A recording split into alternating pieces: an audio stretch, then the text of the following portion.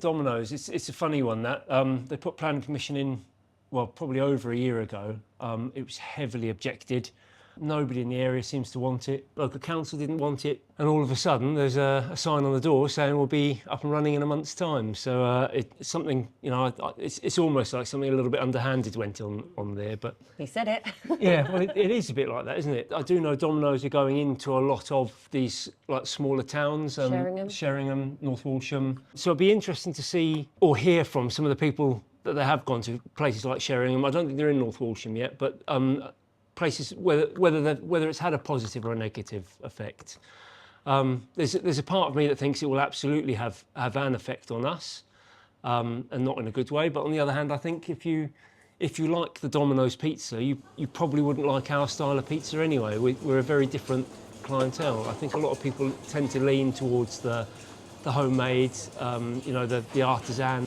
I mean, we can't compete with the prices they buy things in for. Yeah, so their pricing structure is quite random, because you speak to some people and they say Domino's is so cheap that offers are like ridiculous, but then you speak to other people and they say it's so expensive and it's really overpriced. And when you look at the actual menu pricing, like quite often for a large pizza it is upwards of £20, but because they very frequently have like buy one get one free or something like that, it makes it seem then cheaper.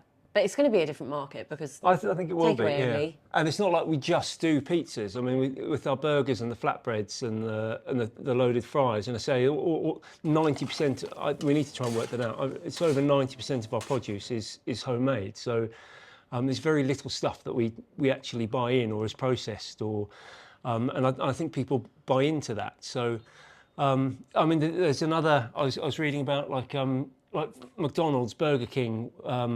KFC, they all cluster together. They don't spread themselves out. So there is a theory that it'll actually bring more people in. And we'll get more trade from it. So again, it'd be interesting to hear from anybody else who's in a similar position, and we'll keep an eye and see what kind of effect it has. It would be nice if their marketing power got pizza into people's heads. Yeah. But then they thought, oh, I know there's a good pizza. Yeah, Larry's. Yeah. We'll go there instead. Yeah.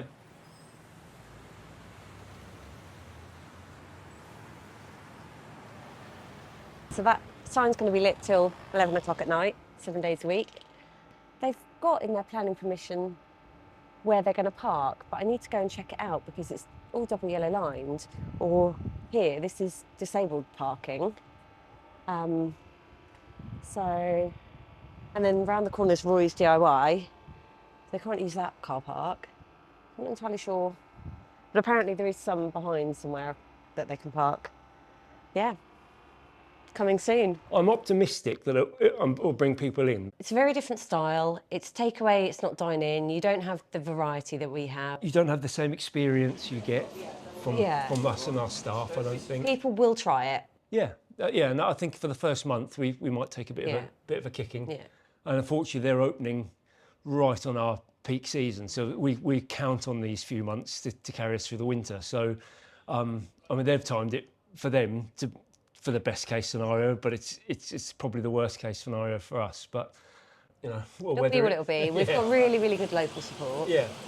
And there is always a market for that type of pizza, and some people will. And the amount of people we speak to, even on our delivery, saying like how disgusted they are that they're coming, and you can't beat the independence. And if that helps boost that independence, and we can lean into that and lean into the homemade stuff, then that is what we're about, really. So I'm hopeful that it will do us a favour rather than be detrimental.